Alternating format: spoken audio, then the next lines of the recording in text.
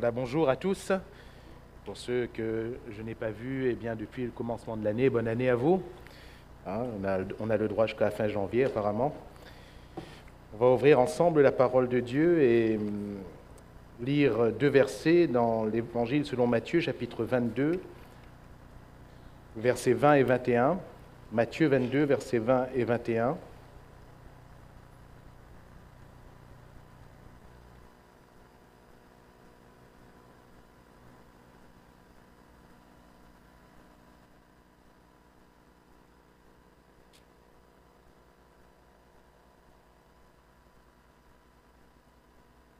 Voilà ce qui nous est dit. Jésus leur demanda « De qui sont cette effigie et cette inscription ?» « De César, lui répondirent-ils. Alors il leur dit « Rendez donc à César ce qui est à César, et à Dieu ce qui est à Dieu. Amen. » Gloire à Dieu. Rendez donc à César ce qui est à César, et à Dieu ce qui est à Dieu. Alors, je profite tout de suite, de peur d'oublier par la suite, je vais rendre à César ce qui est à César. Et la semaine dernière, en remerciant les services, j'en ai oublié 3. Voilà. Premièrement, le service d'ordre. Soyez remerciés, les frères, qui fêtent que les voitures soient bien garées et gardées. J'ai oublié le service de la banque alimentaire. Et soyez remerciés également, les frères et sœurs qui permettaient l'assistance à ceux qui retrouvent dans des difficultés subites parmi nous. Et j'avais également oublié le service des visites. Et merci aux équipes qui visitent les chrétiens dans chacun des quartiers. Soyez vivement remerciés et je m'excuse pour ces omissions. Voilà, j'ai rendu ce qu'il fallait rendre. C'est pas la prédication ce matin. Rendez donc à César ce qui est à César et à Dieu ce qui est à Dieu. Jésus déclare ces paroles dans le cadre d'un contexte, dans un cadre bien précis. Il s'agit des impôts. Ça ne fait pas toujours plaisir quand on parle d'impôts, mais on vient demander aux disciples de Jésus, est-ce que votre maître, il ne paye pas d'impôts? Il se croit au-dessus de tout le monde. Et quand on vient demander à Jésus cela, Jésus leur dit, montrez-moi une pièce. On va lui donner une pièce et il va dire, mais regardez sur la pièce. De qui sont cette effigie et cette inscription? Et ils vont dire, comme on l'a lu ici, de César. Alors Jésus va dire, rendez à César ce qui est à César et à Dieu ce qui est à Dieu. Autrement dit, rendez à César ce qui a l'effigie et l'inscription de César. Mais aussi, rendez à Dieu ce qui a l'effigie et l'inscription de Dieu. L'effigie de Dieu. Ce texte nous appelle premièrement à une distinction pour rendre à la personne propre ce qui lui appartient. Ici, en l'occurrence, il s'agit de César et de Dieu. Ce texte nous appelle à faire une distinction entre Dieu et César. Et cette distinction, est-ce que nous la faisons toujours? Est-ce que nous la faisons toujours? Pour rendre à César ce qui est à César et à Dieu ce qui est à Dieu, il faut savoir ce qui est à César et il faut savoir ce qui est à Dieu. Quand on parle de César, on parle des autorités, du monde dans lequel nous vivons. Ici, Jésus ne parle pas du diable, Il parle de l'autorité qui les gouvernait à ce moment-là. Nous avons des autorités qui nous gouvernent et que devons-nous leur rendre? Le respect, l'honneur, les impôts, la soumission à la loi, tant que cela ne vient pas à l'encontre de la parole de Dieu, la prière, car Paul nous demande de prier pour nos autorités, n'est-ce pas? Et la Bible nous appelle à porter nos autorités quand même dans notre cœur. La Bible nous appelle à les honorer. Donc il ne s'agit pas pour nous d'être des rebelles, il ne s'agit pas pour nous d'être des révolutionnaires, il ne s'agit pas pour nous de nous opposer à tout. On peut être d'accord, on peut ne pas être d'accord, mais nous reconnaissons que l'autorité en place, c'est Dieu qui l'a établie. On ne peut pas dire amen à ça, mais pourtant c'est vrai. Pourtant c'est vrai. Quand on regarde des astres, on peut dire, frère, on est sûr? Mais pourtant, c'est vrai. C'est vrai. Peu importe les personnes, peu importe leurs tendances, peu importe leurs mœurs, c'est Dieu qui permet à une autorité de régner à un instant T. C'est Dieu. C'est Dieu. Et nous devons nous soumettre. La Bible nous appelle en tant que chrétiens à être soumis à nos autorités. Nous leur devons donc cette soumission. Et justement, nous devons prier.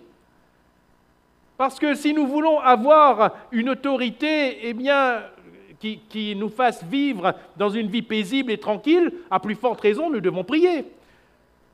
C'est dommage qu'en tant que chrétiens, nous ne prions pas pour nos autorités, et tout d'un coup, quand il arrive des personnes qu'on n'aurait pas souhaitées, quand il arrive des lois qui nous accablent, on se met à crier. Il fallait prier. Et il faut prier. À nous de prier, c'est à l'Église de prier. Comprenez bien que ce matin, je passe vite sur ces choses, ce n'est pas mon propos, mais qui que nous soyons, jeunes ou moins jeunes, nous devons le respect à nos autorités. Nous devons l'honneur à nos autorités et nous devons la prière à nos autorités. Mon propos est plus sur l'image de Dieu. L'image de Dieu. De qui sont cette effigie et cette inscription, va dire Jésus en montrant la pièce. Ils vont dire à César, parce qu'il y a l'image de César. Mais Jésus va dire, il faut rendre à César ce qui est à César parce qu'il y a son image, mais qu'il faut rendre à Dieu aussi ce qui est à Dieu. Frères, sœurs, nous portons l'image de Dieu. Alléluia. Nous portons l'image de Dieu, l'effigie de Dieu, littéralement en grec l'icône, l'image de Dieu. Et il faut rendre à Dieu ce qui est à Dieu. Mais quand on parle de distinction, avant de parler de ce que l'on doit rendre à Dieu, comprenons-nous quelle est l'image de Dieu. Quand on parle de l'image de Dieu, forcément on remonte à très loin, pour ne pas dire au tout début, à la création. Puisqu'au tout début, Genèse chapitre 1er, il est dit qu'au commencement, Dieu créa. Et au verset 26 à 28, Dieu dit « Faisons l'homme à notre image, selon notre ressemblance, et qu'il domine sur les poissons de la mer, sur les oiseaux du ciel, sur le bétail, sur toute la terre et sur tous les reptiles qui rampent sur la terre. » Dieu créa l'homme à son image, il le créa à l'image de Dieu. Il créa l'homme et la femme. Dieu les bénit et Dieu leur dit « Soyez féconds, multipliez, remplissez la terre et l'assujettissez, dominez sur les poissons de la mer, sur les oiseaux du ciel et sur tout animal qui se meut sur la terre. Amen. » Dieu les bénit parce qu'ils portent l'image de Dieu. Il ne s'agit pas d'une bénédiction que Dieu attribue juste à un moment, d'une grâce particulière pour un temps donné. Il s'agit d'une bénédiction qui est la bénédiction de Dieu, celle qui n'est suivie d'aucun chagrin. Il s'agit de la bénédiction que Dieu donne et ne reprend pas. Et pourquoi donne-t-il cette bénédiction à l'homme et la femme ? Pas aux oiseaux du ciel, pas aux reptiles qui sont sur la terre, pas aux poissons qui sont au fond des océans, pas aux arbres qui ont été plantés par Dieu, qui ont poussé, mais à l'homme et à la femme. Pourquoi ? Qu'est-ce qui tranche entre l'homme et la femme et le reste de la création ? Ils portent l'image de Dieu. Ils portent l'effigie de Dieu, l'icône. C'est suffisamment fort pour que cela revienne à 3 reprises dans le court texte que nous venons de citer. L'image et la ressemblance de Dieu, l'effigie et l'inscription. L'image et la ressemblance de Dieu. Dieu créa l'homme à son image. Littéralement, il le créa homme et femme. Bien sûr que les 2 entités ont été séparées. Mais la femme était déjà dans la cote, n'est-ce pas ? Il le créa homme et femme, à son image, à sa ressemblance. Voilà pourquoi quand la femme est sortie de l'homme, l'image de Dieu était toujours là. Dieu créa l'homme, à son image et à sa ressemblance. Vient ensuite malheureusement la chute en Genèse 3, le péché et la désobéissance de l'homme suite au discours du serpent, le serpent ancien qui est le diable. Et la Bible nous dit, première chose pour comprendre cette image de Dieu en nous, cette image n'est pas une image physique. Cette image n'est pas une marque physique qui est présente dans notre corps. L'image est bel et bien spirituelle, car Dieu est esprit. Quand nous parlons d'image de Dieu, dans l'histoire, on a entendu toutes sortes d'hérésies. Et on a attribué Dieu à une couleur de peau, à une couleur de cheveux, à une couleur d'yeux. Mais Dieu est esprit, Dieu n'a pas Dieu humain, Dieu n'a pas de cheveux d'une couleur. Dieu n'a pas non plus une couleur de peau, Dieu est esprit. Et il faut que ceux qui l'adorent en esprit et en vérité, nous dit la parole. Parce que Dieu est esprit. Et un esprit n'a pas de forme, n'a pas de couleur, n'a pas de chevelure ou autre. Alors, cette image spirituelle a commencé à être ternie. La désobéissance a fait qu'en Genèse 3, 23 et 24, il est dit « L'Éternel Dieu chassa l'homme du jardin d'Éden pour qu'il cultivât la terre d'où il avait été prise. C'est ainsi qu'il chassa Adam, et il mit à l'orient du jardin d'Éden les chérubins qui agitent une épée flamboyante pour garder le chemin de l'arbre de vie. » Une cassure, une coupure, va faire que cette image, pardonnez-moi l'expression, commence à se ternir. Consécutivement au péché, il y a une séparation qui s'installe entre Dieu et l'homme. Et voilà pourquoi la parole déclare « Car tous ont péché et tous sont privés de la gloire de Dieu. » Et la gloire de Dieu, premièrement, avant toute chose, c'est sa présence. C'est sa présence. Nous comprenons alors que cette image qui est spirituelle va être entamée quelque peu, je vais éclaircir mes propos un peu plus loin, mais entamée quelque peu par la désobéissance de l'homme, par le fait que l'homme n'ait pas respecté l'alliance qui a été alors instaurée dans ce jardin. Toute cette harmonie entre Dieu et l'homme reposait sur une alliance. La parole de Dieu avait été donnée. Et tant que l'homme restait dans son engagement, Dieu restait dans le sien. Et l'homme créé à l'image de Dieu était béni.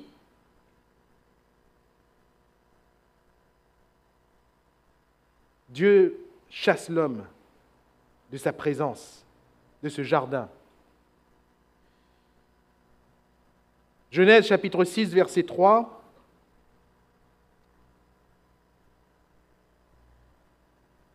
Juste avant l'épisode de l'arche, il y a un constat, c'est la méchanceté des hommes.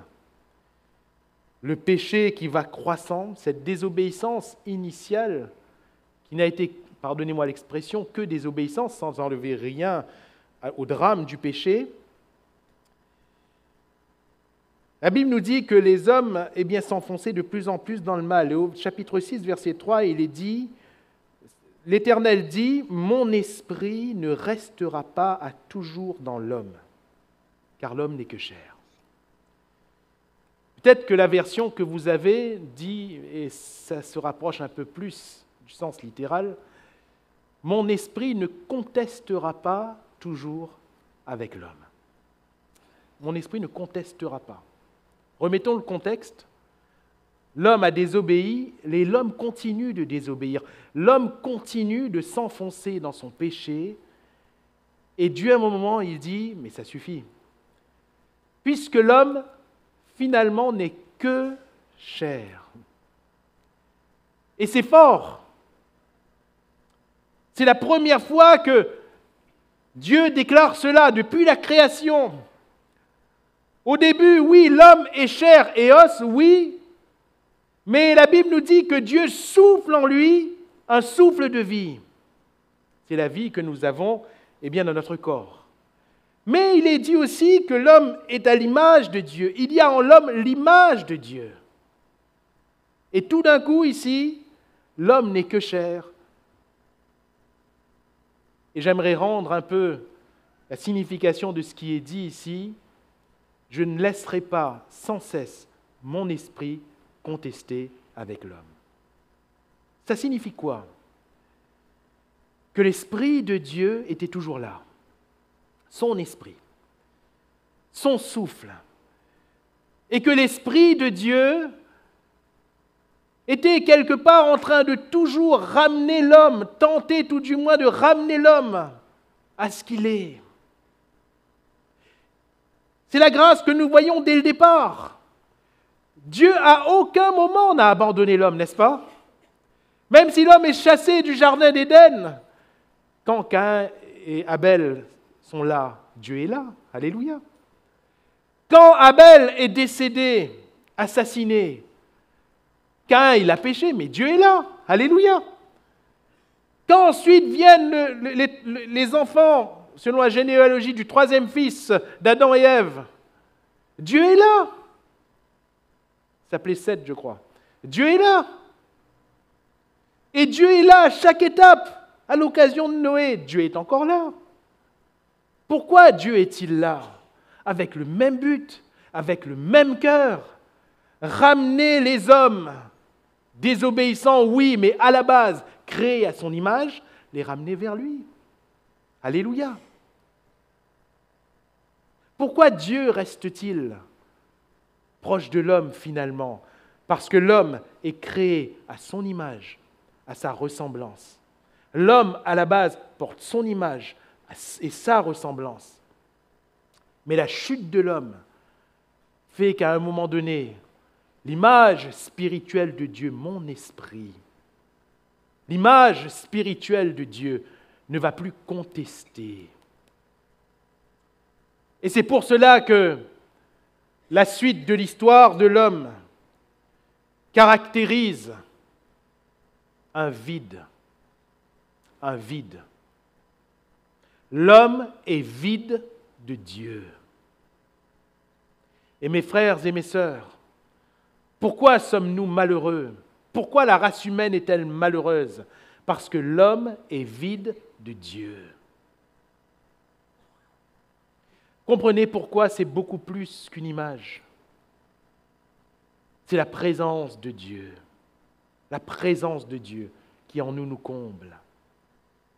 Je rappelle cette citation qui pour moi est forte. Ça vient d'un chrétien qui a quand même marqué son temps et sa génération, M. Blaise Pascal, mathématicien, philosophe, chrétien, qui à un moment donné va dire « Le cœur de l'homme est un puzzle et il y a une place qui a la forme de Dieu. Et tant que cette place est vide, l'homme est malheureux. L'homme est malheureux. » Et on revient encore à cette image. On revient encore, je diminue fortement par ce terme, mais peut-être que nous le comprendrons bien. On revient à cette trace de Dieu que Dieu a laissée en chacun de nous. La bonne nouvelle de l'Évangile, c'est qu'une restauration est possible. Et l'image perdue de Dieu en chaque homme, en chaque femme, peut être restaurée. Comment? Comment? Avant de parler, je le disais en introduction, de rendre à Dieu ce qui est à Dieu, de rendre ce qui est à son image, encore faut-il que cette image soit là. Encore faut-il que Dieu lui-même, que sa présence, que sa marque soit là. Colossiens chapitre 1er, versets 12 à 15, rendez grâce au Père qui vous a rendu capable d'avoir part à l'héritage des saints dans la lumière, qui nous a délivrés de la puissance des ténèbres et nous a transportés dans le royaume du Fils de son amour, en qui nous avons la rédemption, la rémission des péchés. Le verset 15, il est l'image du Dieu invisible. Alléluia. Il est l'image du Dieu invisible. Nous sommes à l'image de Dieu. Mais Jésus est l'image de Dieu. Alléluia. Nous sommes à l'image. C'est-à-dire que, originellement, nous portons en nous. Mais Jésus, lui, n'est pas à l'image. Lui, il est l'image de Dieu. Alléluia. Il est l'image de Dieu, l'image du Dieu invisible, le premier-né de toute la création. Qu'est-ce que l'on comprend dans le processus de la création? Et c'est en cela que je vous ai dit tout à l'heure que nous allions éclairer un peu plus le propos en avançant.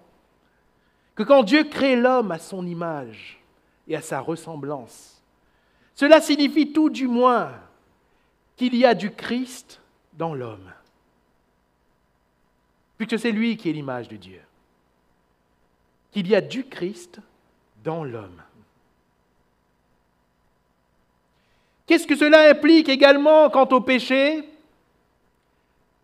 Et ça, c'est une réalité qui est théologique, qui est éternelle, à laquelle on n'y peut rien. C'est que quand le péché prend la place, Christ n'est plus là.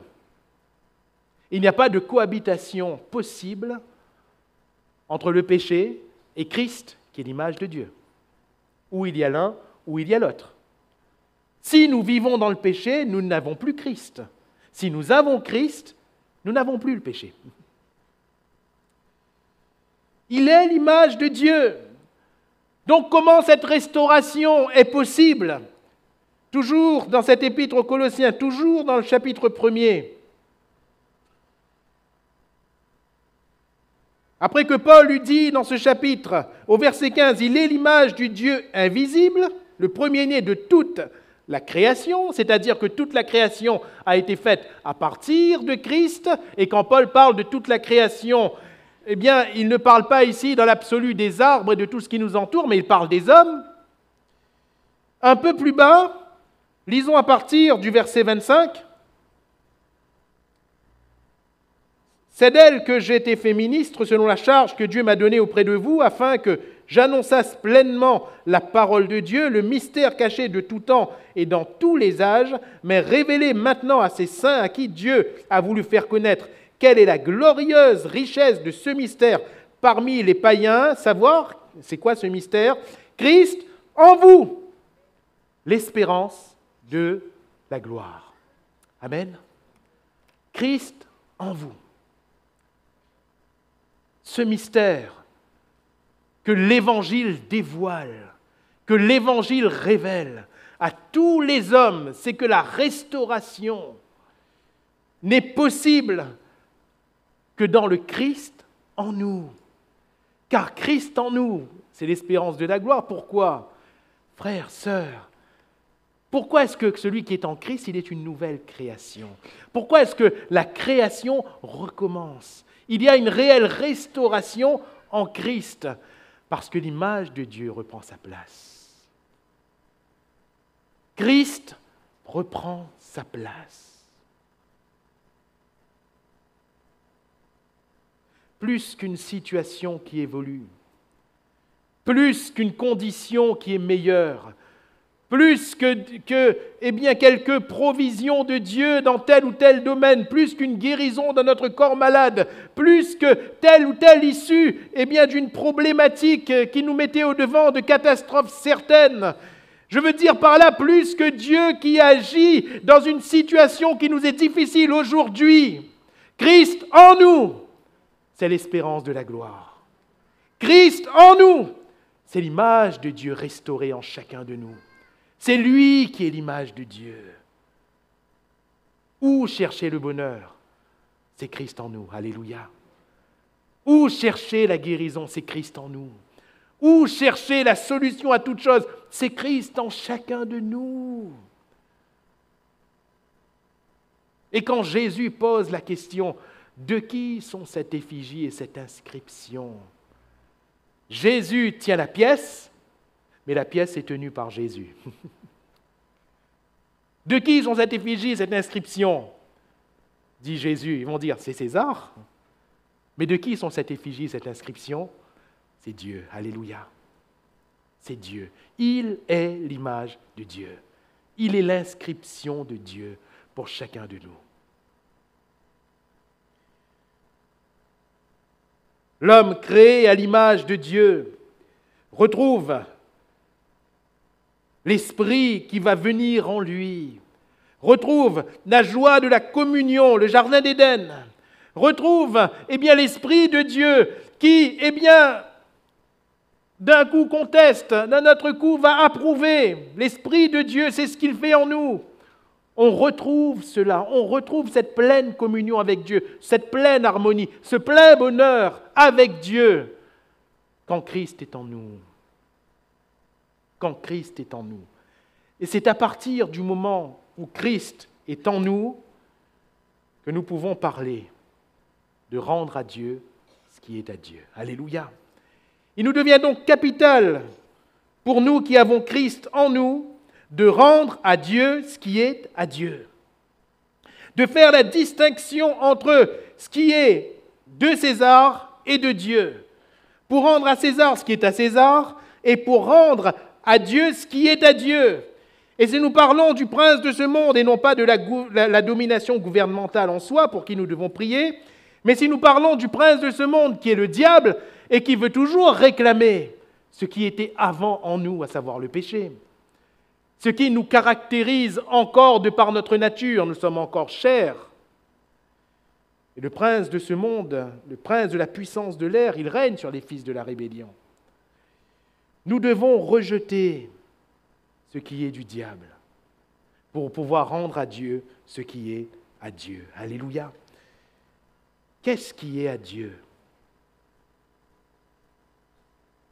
Premièrement, et c'est ce que le don spirituel nous a rappelé tout à l'heure, premièrement, notre cœur.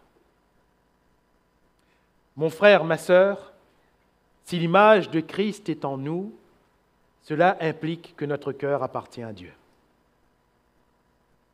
Cela implique que notre cœur appartient à Dieu. Christ est mort afin de nous racheter. Et ce qui a premièrement été racheté, c'est notre cœur, c'est-à-dire notre être intime et profond. C'est à Dieu. Proverbe 23, 26, mon fils, donne-moi ton cœur et que tes yeux se plaisent dans mes voies. Alléluia. Tellement de choses peuvent animer cet être intime et profond que nous sommes, notre cœur. Tellement de pensées, tellement de luttes, tellement de combats, tellement de choix que nous devons faire en nous-mêmes. Mais n'oublions pas une chose qui est capitale. Notre cœur est à Dieu. Et parce que notre cœur est à Dieu, dans les choix que nous devons faire, nous devons lui rendre notre cœur. Nous devons lui rendre. C'est-à-dire que notre cœur doit vivre, doit battre pour le Seigneur. Il doit être le principal objet de nos pensées, de nos sentiments, de notre affection. Il doit être au centre de tout ce qui nous est interne. On peut choisir, voyez-vous, de montrer les façades que l'on veut. On peut choisir de montrer aux autres une façade bien chrétienne. Mais notre être intime, il n'y a que Dieu qui le voit. Et comme l'a dit tout à l'heure le don spirituel, il n'y a que Dieu qui le pèse. Et si le Seigneur nous pèse ce matin, s'il pèse nos voix, s'il pèse notre cœur, combien va s'afficher sur la balance? Combien? Pour un roi, rappelons le contexte, ce roi, je dis de mémoire, s'appelait Belchatsar, fils de Nebuchadnezzar. Il a vu à un moment donné une main apparaître sur un mur. Il n'y avait pas tout le corps, il n'y avait que la main. Déjà, il avait du courage à rester sur place. Il n'y avait que la main. Et cette main a écrit dans une langue que personne ne pouvait comprendre. Car l'Esprit de Dieu s'exprime aussi dans des langues qu'on ne comprend pas.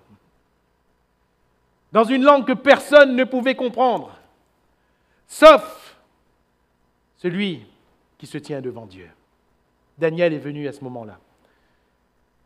Et Daniel a donné la signification au roi. Et il a dit, roi, garde tes richesses, garde tes honneurs. Voilà ce qui est écrit. Pesez, pesez, comptez, divisez. Parce que tu as été pesé et tu as été trouvé léger. Et remarquez que Dieu le juste juge. Qu'est-ce qui est écrit? Pesez, pesez, comptez, divisez. 2 fois peser. Hein? Parce que Dieu, quand il juge, il pèse 2 fois. Pour être sûr, il pèse 2 fois. Quand les bruits de Sodome et Gomorrhe montent vers le trône de Dieu, ce n'est pas suffisant, il faut qu'il descende peser encore.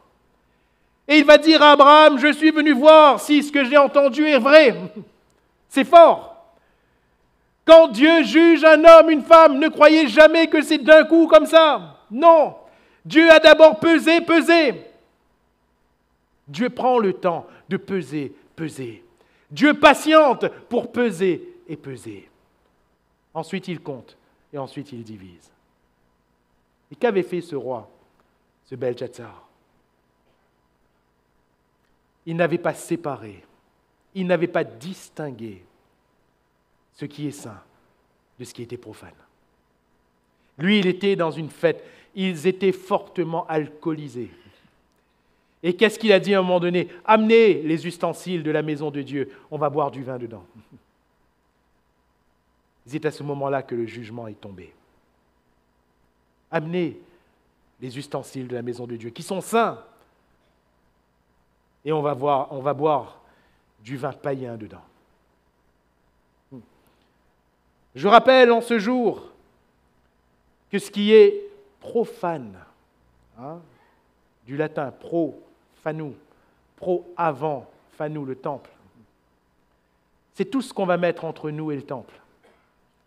C'est tout ce qu'on va mettre et qui va finalement nous séparer de ce qui est saint. Mon fils, donne-moi ton cœur et que tes yeux se plaisent dans mes voies. Alléluia. Notre être intime et profond doit choisir les voies de Dieu. Voilà où notre cœur doit baigner. Voilà où nous devons prendre racine dans les voies de Dieu. Heureux l'homme qui trouve son plaisir dans la loi de l'Éternel. Il est comme un arbre planté près d'un courant d'eau. Le feuillage ne se flétrit point et le fruit est donné en sa saison. Mes frères et mes sœurs, que nos racines aillent se planter dans la parole de Dieu. Alléluia. Voilà où doit être notre cœur. Voilà comment rendre notre cœur à Dieu. Rendez à César ce qui est à César, rendez à Dieu ce qui est à Dieu. Savez-vous que notre corps appartient à Dieu? Savez-vous que lorsque nous portons l'image de Christ, Christ est mort pour notre cœur, mais Christ est aussi mort pour notre corps? Romains chapitre 12, verset 1er, je vous exhorte donc, frères, par les compassions de Dieu, à offrir vos corps comme un sacrifice vivant, saint, agréable à Dieu, ce qui sera de votre part un culte raisonnable. Je ne sais pas si vous êtes déjà penché sur la définition du culte. Dans l'Ancien et dans le Nouveau Testament,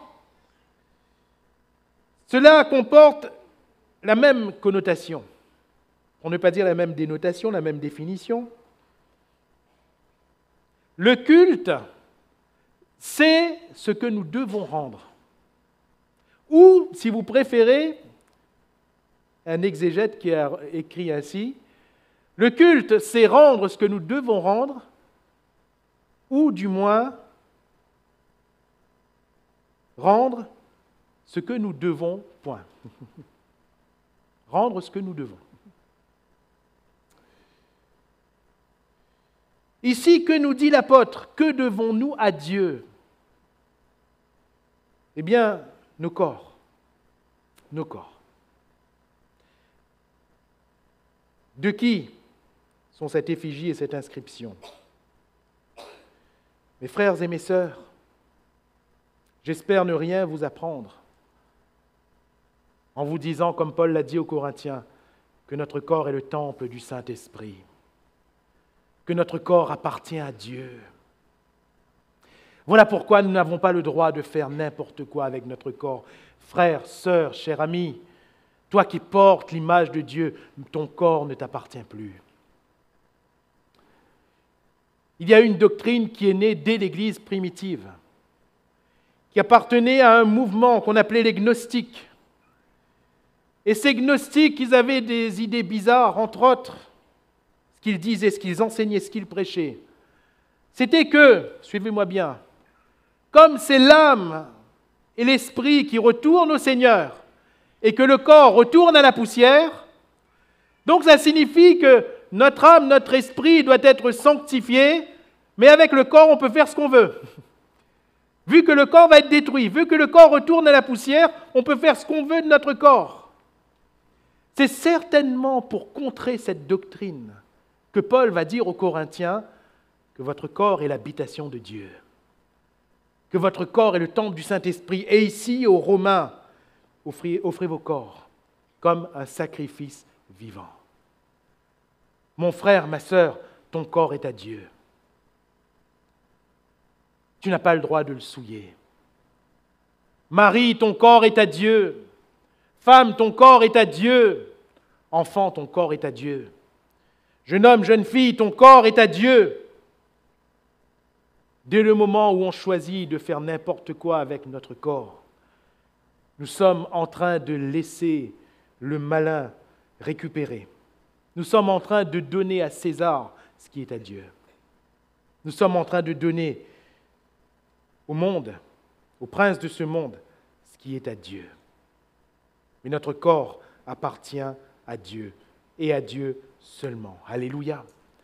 Vous avez remarqué que dans la parole de Dieu, il nous est aussi donné des principes pour notre corps, afin que nous ne fassions pas ce que nous voulons, même avec notre corps. C'est fort, c'est fort. Et par cela, nous comprenons que c'est notre être entier qui appartient à Dieu. Quand je parle du corps, mes yeux sont à Dieu. Je n'ai pas le droit de regarder n'importe quoi, parce que ses yeux sont à Dieu. Ma bouche est à Dieu. Mes oreilles sont à Dieu. Mes pieds sont à Dieu. Je n'ai pas le droit de laisser mes pieds aller n'importe où, car ils sont à Dieu. Mes mains sont à Dieu. Je n'ai pas le droit d'agir n'importe comment, car ces mains sont à Dieu. Mes poumons sont à Dieu. Tout est à Dieu. Alléluia. Tout est à Dieu. À un moment donné ou à un autre, il faut bien se poser la question, Jésus, c'est ton corps. Qu'est-ce que toi tu aurais fait? Est-ce que tu approuverais cela ou est-ce que tu réprouverais cela? Notre corps est à Dieu. Alors, on aurait pu poursuivre.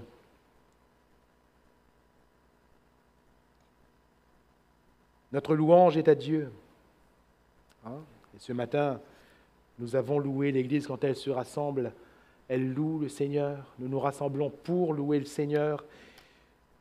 Notre quotidien, en tant que chrétien, doit être à la louange du Seigneur, parce que notre louange est à Dieu. Alléluia. La Bible nous dit qu'à lui appartiennent la louange, l'honneur et la gloire. Alléluia. C'est pour lui. C'est pour lui. Notre argent est à Dieu. Notre argent est à Dieu. Toute dîme, dans Lévitique, toute dîme de la terre m'appartient. C'est pour Dieu. C'est pour Dieu. Rendons-nous à Dieu ce qui est à Dieu.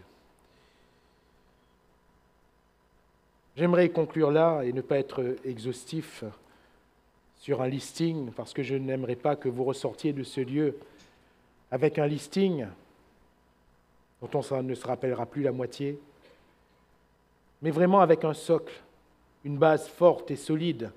En ce début d'année, rendez à Dieu ce qui est à Dieu. Rendre à Dieu ce qui est à Dieu, c'est comprendre premièrement que nous portons l'image et l'effigie de Dieu, par Christ qui vit en nous. Alléluia. Ce n'est pas rien. Voyez une pièce, C'est difficile de défaire la gravure d'une pièce, n'est-ce pas? C'est difficile d'effacer la gravure d'une pièce. De la même manière, quand Christ est venu dans notre vie, quand nous l'avons reçu comme Seigneur et Sauveur, il y a une image qui s'est imprimée en nous. C'est l'image de Dieu. Alléluia. Et quand cette image s'est imprimée en nous, des paroles ont résonné dans le ciel. Je te bénirai. Alléluia. Cette bénédiction n'est suivie d'aucun chagrin, parce que c'est la bénédiction du Seigneur. En entrant dans cette alliance, nous sommes entrés dans l'alliance du Dieu qui s'engage pour ne plus jamais se désengager. Car quand nous sommes infidèles, lui demeure fidèle. Si nous portons cette image en nous, frères et sœurs, rendons-nous à Dieu ce qui est à Dieu. Est-ce que notre vie est pour le Seigneur? Est-ce que notre cœur est pour le Seigneur? Est-ce que notre corps est pour le Seigneur? Est-ce que ce que nous sommes est pour le Seigneur? Est-ce que ce que nous avons est pour le Seigneur? Humainement parlant, certes, nous ne sommes pas parfaits. Certes, on peut souligner chez nous quelques défauts, quelques manquements. On peut souligner chez nous quelques faiblesses, quelques fautes, quelques chutes, disons-le. Mais mes chers amis, quand une pièce tombe par terre, est-ce que la gravure est enlevée? Non. Prenez une pièce et passez-la dans la boue. Est-ce que la gravure est enlevée? Non. Non. Faites tout ce que vous voulez avec une pièce. L'image restera. L'image restera. Le seul moyen de perdre l'image, c'est quand la pièce se perd elle-même. Là, on ne voit plus l'image. Mes frères et mes sœurs, nous qui sommes là ce matin, tant que nous ne nous sommes pas perdus nous-mêmes, il y a encore de l'espérance. Il y a encore de l'espérance quant à l'image de Dieu qui est en nous. Christ en nous, l'espérance de la gloire. Aussi, devons-nous prendre la résolution de rendre à Dieu ce qui est à Dieu. Devons-nous prendre la résolution de vivre pour le Seigneur, coûte que coûte, quoi qu'il arrive. Devons-nous prendre la résolution, si nous avons chuté, de ne plus rechuter. Si nous avons mal agi, de ne plus mal agir. Si nous avons mal pensé, de ne plus mal penser. Si nous avons mal parlé, de ne plus mal parler. Oh, en regardant derrière, forcément, on voit des erreurs. En regardant même un passé proche, forcément, nous voyons des choses qui doivent impérativement être enlevées de notre vie. Il faut rendre à César ce qui est à César. Il faut jeter dehors ce qui est du diable. Mais il faut rendre à Dieu ce qui est à Dieu. Alléluia. Et ce qui est à Dieu ce matin doit être sanctifié.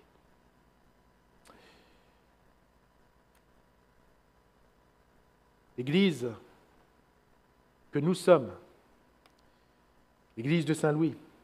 La semaine dernière, nous parlions du fait de vivre l'Église. Mais mes frères et mes sœurs, je nous renvoie à notre responsabilité personnelle, chacun en particulier. Vivre l'Église commence par moi, par mon cœur, par mes pensées, par mes raisonnements, par mes paroles, par mes actions, par mes jugements, par les choix que je vais faire. Vivre l'Église commence par moi. Quel cœur ai-je ce matin? Le Seigneur, lui, ce qu'il avait à faire, il l'a tout fait et il a parfaitement fait, n'est-ce pas? À la croix, tout a été accompli.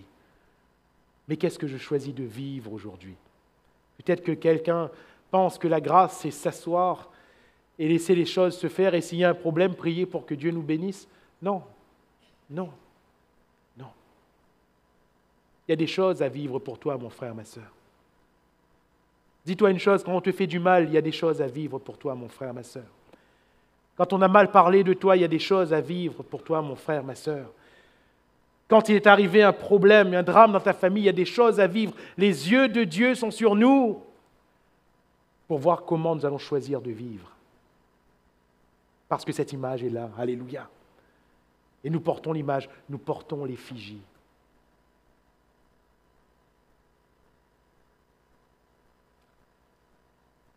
Quand j'étais étudiant, nous avions, avec mon épouse, parce qu'on a étudié en même temps, un roman à lire, une nouvelle. C'est très courte comme histoire. Ça s'appelait, corrige-moi, The Painter of Science. Oui. Littéralement, eh bien, en français c'est compliqué, le peintre de panneaux directionnels, non, d'insignes, c'est ça? Oui, de pancartes, voilà. De pancartes. Celui qui peignait des pancartes. Celui qui inscrivait, qui faisait des effigies. Et c'était une allégorie, tout ce livre était une allégorie. Parce qu'il y avait l'image qu'on se donnait et l'image qu'on donnait aux autres. Et vous, l'image qu'on se donnait et l'image qu'on donnait aux autres. Et parfois, on donne des images aux autres, mais surtout on se donne une image. On se donne une image. Et on marche avec différentes pancartes sous les bras. Ah là, j'arrive à l'église, il faut que je sorte la pancarte chrétien. Là, j'arrive à l'église. Bon, j'arrive chez moi, je peux ranger la pancarte maintenant. Je vais prendre la pancarte télévision. Ou je vais prendre la pancarte du grincheux, du grognon. Ou je vais prendre une autre pancarte. Bon, là, je vais sur mon lieu de travail. Là, je vais prendre la pancarte du drôle, du plaisantin, de celui que tout le monde aime. Là, je vais prendre telle ou telle pancarte. Mais quand on est devant Dieu, quelle pancarte croyez-vous montrer? Est-ce que vous pensez un seul instant qu'il y a une pancarte qui tienne devant Dieu? Une seule. Nous portons l'image de Dieu. À nous de vivre cette image. À nous de vivre cette ressemblance. Et quand le monde nous voit, qu'il voit le Seigneur. Alléluia. Prions le Seigneur quelques instants.